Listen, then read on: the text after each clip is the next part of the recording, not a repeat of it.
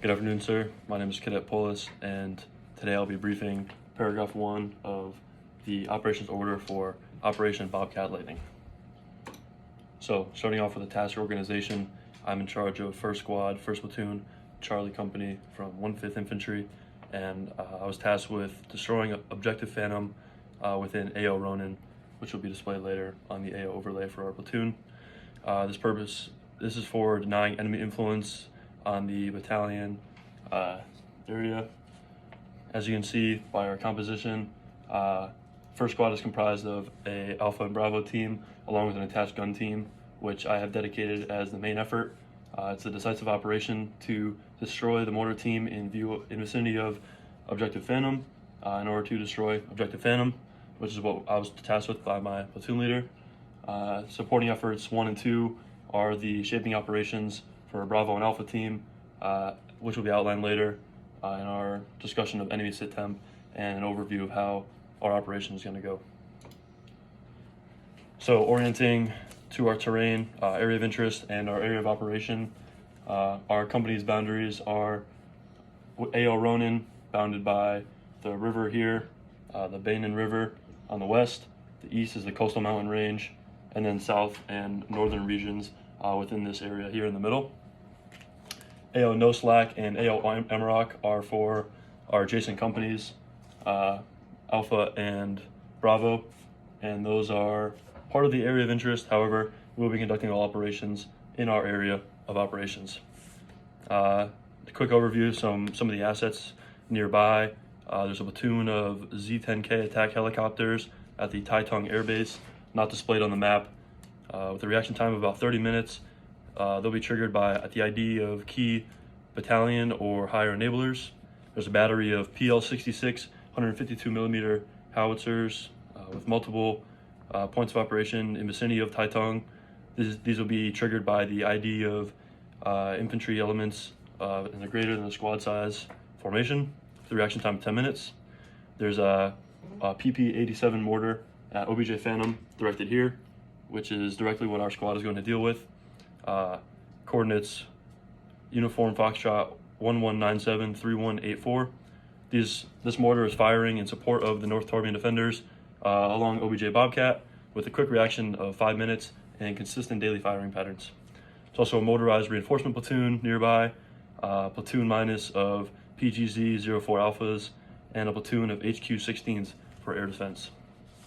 Some key points here for our area of operations. Here's our patrol base for the platoon, and 1st Squad is going to be conducting its operation along the west side of the coastal mountains here through Phase Line Alaska and Phase Line Arctic towards OBJ Phantom.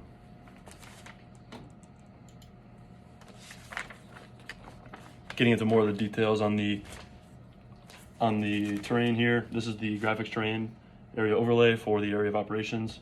As you can see, as a quick overview, lots of severely restricted terrain from the mountain regions, steep elevation changes, especially along the coastal mountain range here, and a large body of water. That Bainan River is the major hydrology, with a few rivers scattered throughout.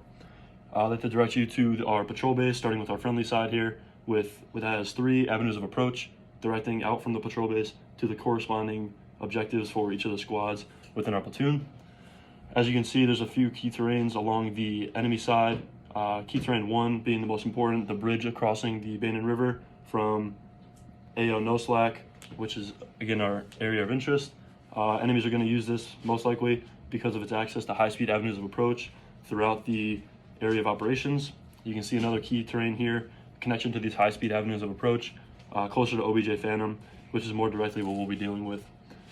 Also, some more key terrain for the enemy side is the peak of the coastal mountains. It's unlikely that enemies will be utilizing this, as it's a difficult ascent up to the top of the mountain, but it could be a significant overlook and could provide them good observation or fields of fire for our operation along Axis Ultra here, which is 1st Squad's avenue of approach from the patrol base.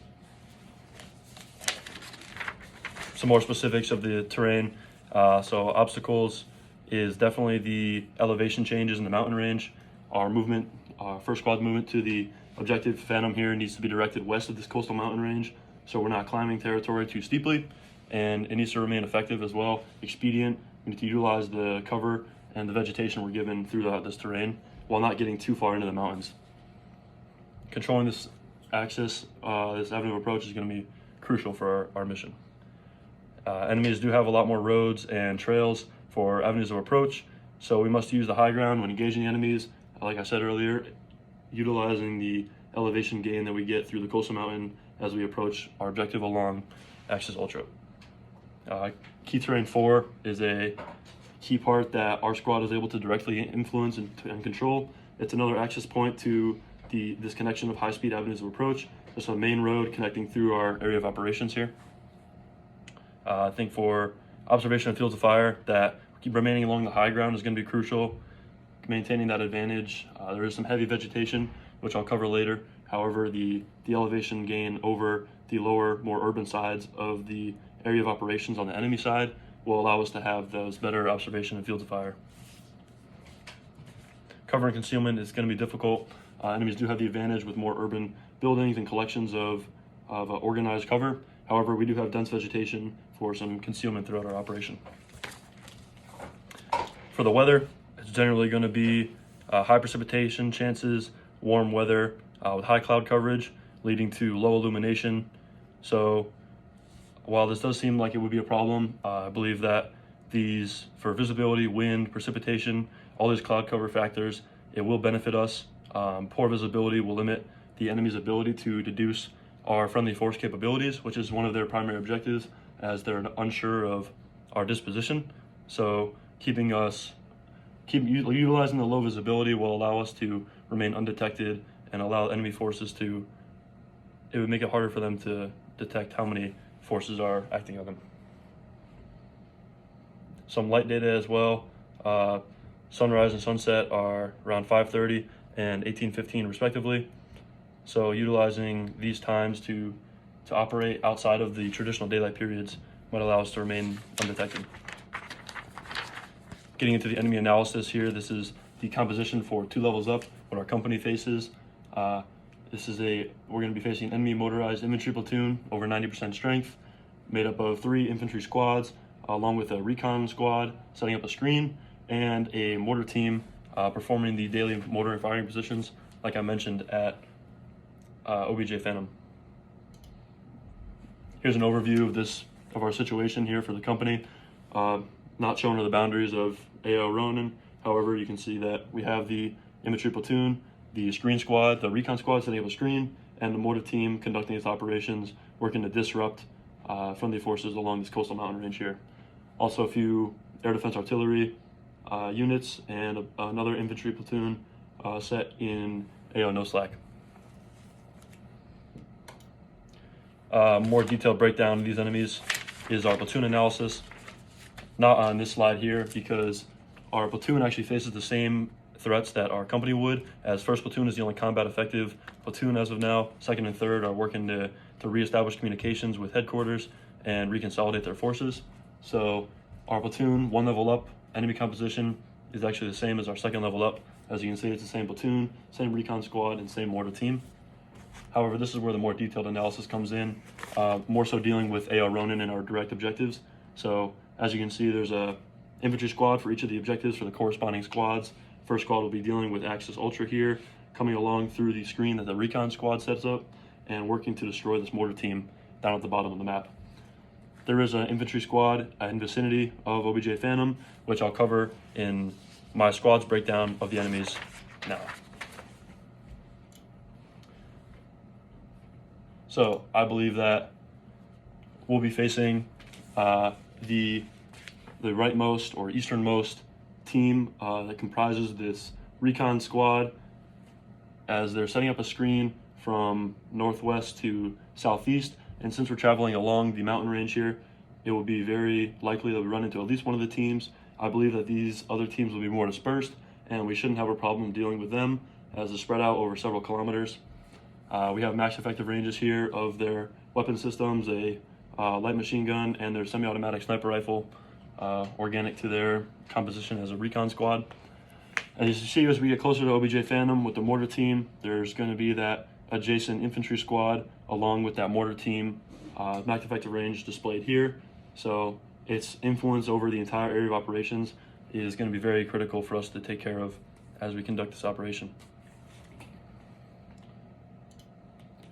more detailed breakdown of this enemy analysis as we get closer onto the objective. This is OBJ Phantom zoomed in, and as you can see, we have the same mortar team here, setting up for its daily operations, its routine firing operations throughout the operation timeline.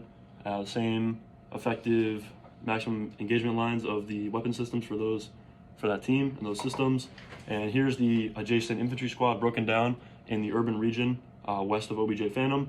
We have 2 teams working to control, which were its original objective, along with the CSK 141 and its mounted heavy machine gun working to, I believe, block enemy, or in our case, our friendly units, from seizing this key terrain that they're working to control. I believe this most likely course of action will come with some reinforcement from these other infantry teams. I think if we stay on the eastern side of this area and work to attack and destroy the mortar team from the high ground and using the vegetation given to us, I believe that the enemies aren't going to be sure of our disposition, and they're either going to continue to hold this position or work to reinforce. I think because of the limited information of how many of our friendly forces that are available in the area to reinforce our operation, they're going to be unsure of how equal that fight matchup is going to be, and I believe they're just going to work to hold this defensive position while the mortar team fights off or possibly retreats towards them as well. So I believe that it'll be difficult to destroy the mortar team if they do retreat back to the reinforcements of this infantry squad, especially with the CSK directly controlling these high-speed avenues of approach. However, I believe that at least attacking and approaching these enemies, given the opportunity to take out this mortar, will give us great movement and further capabilities throughout the entire company area.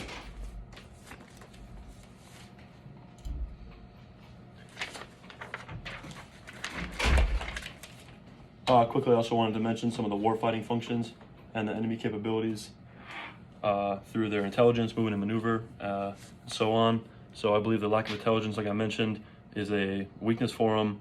Their strength is these high-speed avenues of approach, like I previously mentioned. Their fires with the CSK 141 and other more advanced weapon systems will definitely give them lethality over our team with an attached gun team. Their protection and sustainment are definitely strengths with these established roads and their urban cover here. However, I believe that our command and control takes advantage over theirs, and their uncertainty of friendly forces prevents them from investing full effort into preparing for our engagements. So I believe that their split of forces is not going to allow them to come together to create an effective defense against our attack on the mortar position.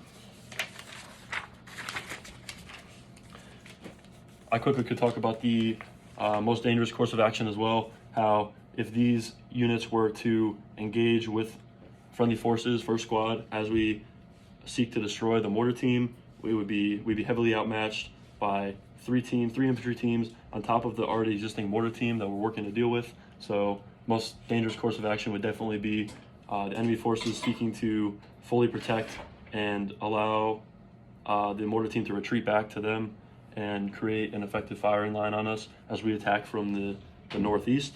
So I believe that working decisively to take out the mortar team using the heavy vegetation in the area will give us the best chances of attacking them before they utilize the rest of the reinforcements nearby.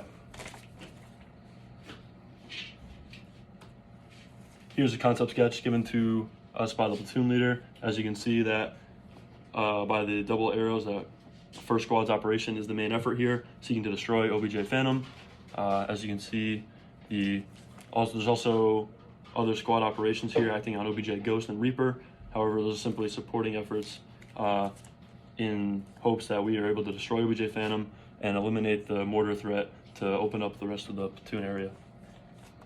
We do have adjacent units at the company level, Amarok Company and Berserker Company, attacking from their initial positions and working to seize objective Bobcat. However, our company commander's intent is to disrupt enemy forces within AO Ronin and deny enemy influence in the battalion area. So I believe that we're going to achieve this by eliminating the mortar team on OBJ Phantom and open up the rest of that company area. Platoon level, we do have some adjacent units working to reconsolidate with the company, as I recently mentioned. However, they're just preparing for follow-on operations and working to reestablish communications. So 1st Platoon is effectively taking over the company area and working at squad level operations to achieve the company commander's mission.